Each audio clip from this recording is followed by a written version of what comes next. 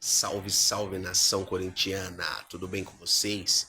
E o Chico Garcia, depois da vitória do Corinthians contra o Cruzeiro de 2-1, rasga elogios ao Memphis Depay. Vamos ver o que ele falou no seu canal. Fala pessoal, tudo bem com vocês? O Corinthians vence o Cruzeiro, engata a quinta vitória seguida, escapa definitivamente do rebaixamento e mira sim a Libertadores, que agora é uma realidade. Memphis e Yuri decidiram. Mas são preocupações daqui pra frente. Vamos falar sobre isso. Chega, turma! O jogo aberto recém terminou, eu ainda estou aqui na Band, na nossa sala Google, feriado, jogo diferente, 11 da manhã, consegui ver o jogo durante o programa, né, dando aquela espiadinha no celular, a gente tinha um monitor paralelo ali durante o programa para poder observar e estou aqui para falar sobre essa vitória. Mais do que qualquer circunstâncias relacionadas ao resultado, e realmente a gente precisa falar sobre algumas questões, como por exemplo, a atuação do time no primeiro tempo, que teve um começo muito bom, depois uma recuada, um segundo tempo de um pouquinho mais de sustos e tudo mais, a gente não pode descontextualizar. Um jogo 11 da manhã com 30 graus, mais de 30 graus de temperatura, ele muda completamente a configuração. O Memphis Depay, inclusive, saiu dizendo que nunca na carreira jogou nesse horário. Inclusive ele diz, eu não sei por que fazem isso. Evidentemente, o time não conseguiu um melhor resultado, uma melhor performance por conta disso também. Duas paradas para hidratação e tudo mais, mas, gente, é insano, né? A gente sabe, poxa, a gente está se encaminhando, né, para um verão aqui no Brasil, 11 da manhã de uma quarta-feira, não consigo entender essas coisas, mas, enfim, o fato é que além de tudo isso, o mais importante é o resultado final. Mas assim, vamos falar das escolhas do Ramon Dias e também debater Ramon Dias, que eu acho que é uma questão importante. Por exemplo, ele surpreendeu na escalação, pelo menos do que a gente tinha de informação, de que o Kaká estaria mais pronto do que o André Ramalho. Que o André Ramalho talvez fosse para um próximo jogo contra o Vasco no final de semana, pudesse até ser relacionado, mas dificilmente como titular.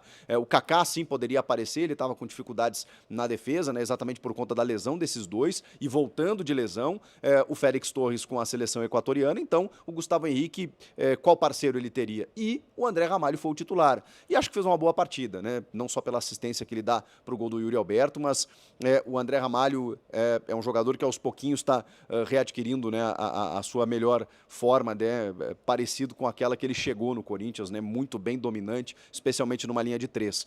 Fez uma parceria com o Gustavo Henrique, a defesa se atrapalhou em alguns momentos, né, ele tomou, a defesa tomou alguns sustos, né, o gol acho que desvia no Gustavo Henrique, tem aquela indefinição também, quase sai o gol, mas que ele salva depois numa recuperação no chute do Lautaro Dias, quando o Hugo sai ali meio, né, bate nas costas dele, uma loucura, uma confusão, mas é isso, né, tem o calor, tem um bom tempo sem jogar, né? Acho que 10 dias mais ou menos, ou mais por conta da data FIFA, e voltando de lesão. Numa lesão que a gente imaginou que ele fosse demorar mais para voltar. O Fagner sentiu uma indisposição, na verdade ele teve um quadro de infecção respiratória, nada grave, né? Mas uma gripe muito forte, acabou sendo barrado do jogo, e o Mateuzinho, nem sei se ele seria o titular, mas o Mateuzinho acabou compondo ali, até perde um gol, né? Numa grande jogada do Memphis no primeiro tempo pela esquerda, ele chuta, o Anderson, não foi o Cássio o goleiro, né? Rebate, o Anderson fez uma boa partida até, ele rebate, o Mateuzinho chuta, mas chuta fraco, né? Se ele chuta em cima era caixa, ele chuta rasteiro e o Zé Ivaldo acho que acaba salvando ali, quase que em cima da linha. O Matheus Bidu no lado esquerdo e o Ranielli, né? O José Martinez com a seleção também, né?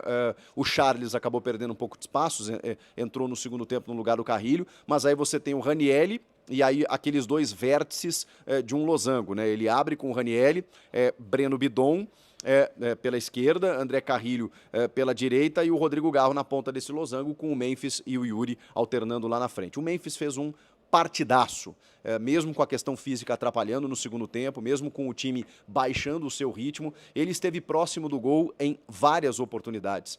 Mesmo no segundo tempo, quando o time já estava um pouco num ritmo mais abaixo, quando ele visivelmente já não estava mais a pleno, ele ainda num taquinho ali de perna esquerda, desvia um cruzamento, a bola bate na trave e ele quase faz o terceiro. Foi o lance em que ele sentiu uma cãibra, né, muito forte, acabou caindo fora do gramado, só que ele retorna para o campo. O argumento dele foi que ele voltou para o jogo, ele tentou caminhar e acabou sentindo, vendo que não ia dar para continuar e acabou caindo no gramado. A arbitragem do Jonathan Pinheiro entendeu que ele estava tentando matar tempo, né, o Corinthians vencendo, calor, aquela coisa toda, e aplicou um amarelo. O problema é que esse amarelo era o terceiro, e por conta disso o Memphis não jogará contra a equipe do Vasco da Gama, vai fazer falta evidentemente.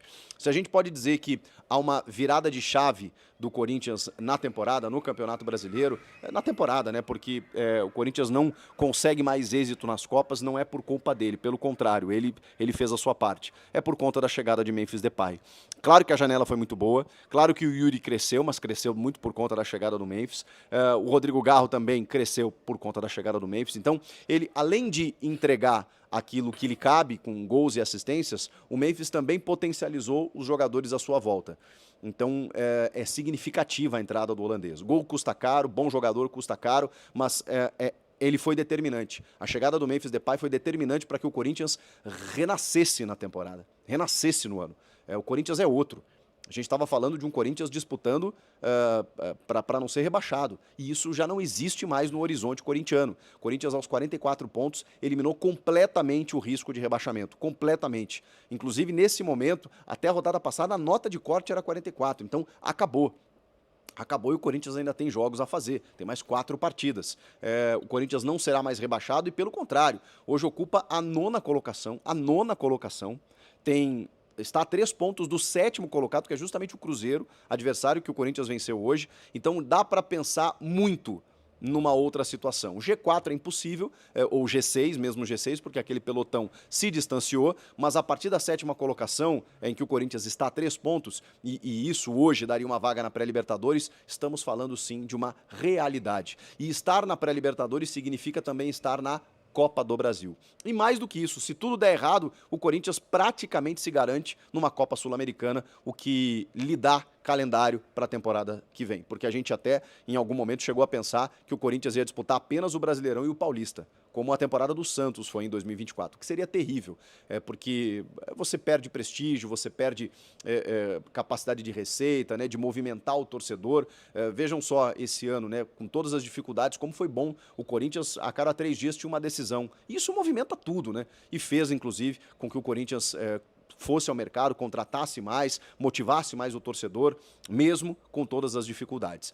O Corinthians eliminado das Copas, se voltou para o Brasileiro e emendou 5 vitórias, muito por conta desse trio, Garro, Yuri e Memphis. Só que Garro e Yuri já estavam aqui, por isso que eu falo, o Memphis quando chega, ele muda tudo. E a partir daquele gol de falta contra o Atlético Paranaense, num jogo embaçadíssimo, em que o Corinthians também começa bem, toma um empate em 2-2 e ele faz o terceiro gol naquele momento, abrindo o caminho para que o Corinthians vencesse aquele jogo, ali muda tudo. E a partir dali, gol contra o Cuiabá, assistências importantes, mais gols, gol contra o Vitória e hoje, mais uma vez, decisivo. Ele faz um primeiro gol que é aquele gol do jogador que conhece. Quando ele recebe a bola rebatida, ele com calma limpa o marcador e chuta no alto, sem defesa para o goleiro.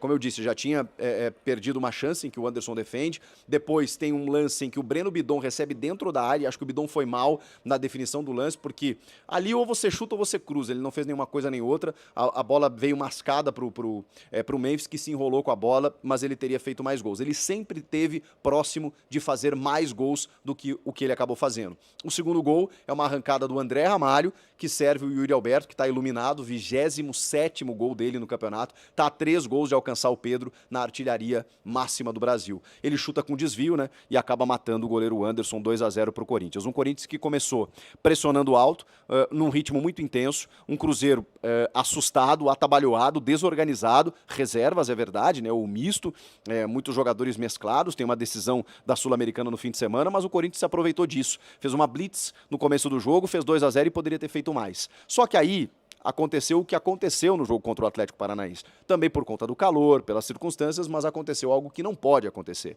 O Corinthians baixou muito o seu ritmo. Baixar no segundo tempo, com o calor e tudo mais, a gente entende. No primeiro tempo, daria para fazer mais gols. O Corinthians começa a esperar, o Cruzeiro também, por conta de uma reação natural, volta para o jogo, né, acorda um pouco. e começa a ficar mais com a bola. Ficando mais com a bola, acontece o gol do Kaique, né, com um desvio no meio do caminho, enganando o Hugo Souza, e na sequência tem aquele lance que eu falei que os dois se atrapalharam, o Hugo e o André Ramalho, e o Lautaro Dias quase empata o jogo. Quase o mesmo filme do jogo contra o Furacão. Vai para o segundo tempo, o Corinthians mais administra do que qualquer outra coisa, o Cruzeiro também não teve muita força para poder chegar ao seu gol, ainda assim o Corinthians teve a chance de marcar o seu terceiro gol, mas o Corinthians se propôs mais ali a se defender, tanto que as trocas do Ramon indicaram isso, né? Arriscadamente, mas nesse jogo eu entendo. Eu critiquei muito o Ramon pelo jogo contra o Inter, né? Que nos minutos finais ele se fecha, chama o Inter, porque o Inter também estava muito.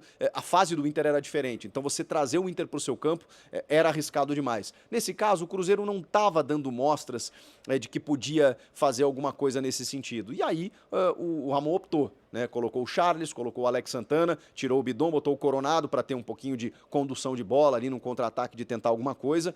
O Memphis acabou saindo ali porque tomou aquele amarelo, poderia, sei lá, daqui a pouco alguma coisa, ele sentiu a câmera também, entrou o Pedro Raul, né, mas aí faltavam 2 minutos, né, só para, tipo assim, se tiver uma bola aérea aqui, talvez o cara consiga fazer alguma coisa, mas mais pro cara ganhar alguns minutos, né, porque ele não tá jogando nada. O Yuri sentiu a coxa e é substituído no intervalo pelo Thales Magno. O Thales, inclusive, tem uma chance no começo do segundo tempo, uma boa chance em que o Anderson defende a bola, por isso aqui não entra. O Yuri, acho que vai depender do tamanho das dores, né, para saber se ele vai jogar ou não contra o Vasco da Gama, e aí seria um problemaço, né, porque você já não tem o Memphis. Não ter também o Yuri Alberto, que é o artilheiro do time. Se tiver o Yuri, beleza. Joga com o Romero, joga com o Thales. Dá para você compor um ataque. Se não tiver os dois, aí vai ter que ser Thales e Romero, né? Eu imagino isso dentro desse sistema do Ramon de dois jogadores, de 2 atacantes, né?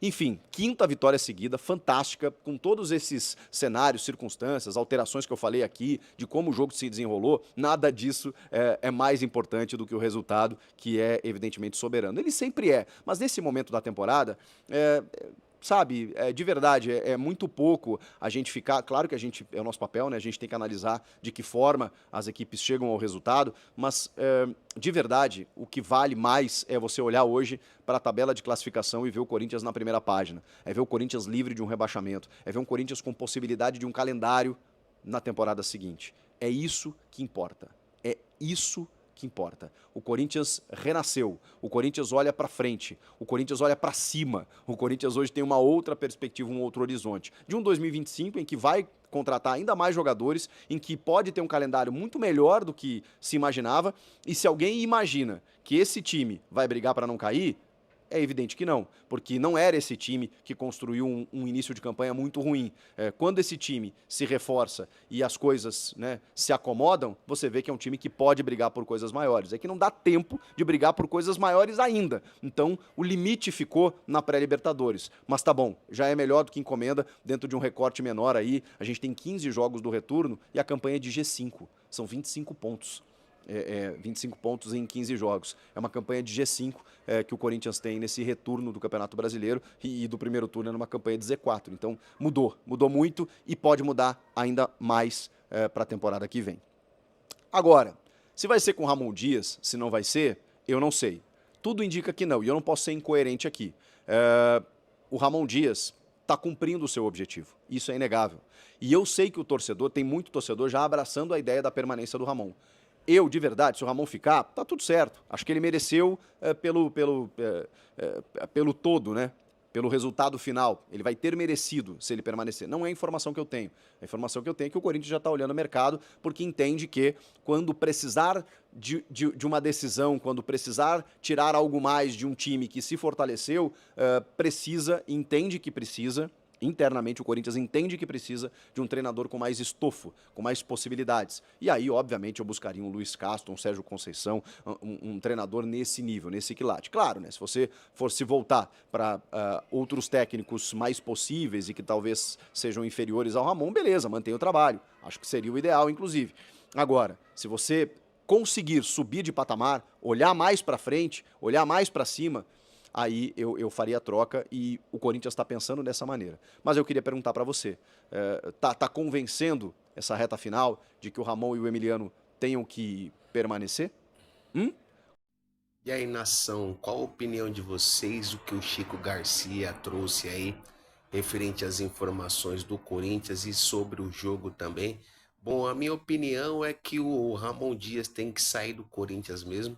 Hoje já demonstrou que ele não tem qualidade suficiente para manter esse time jogando para frente.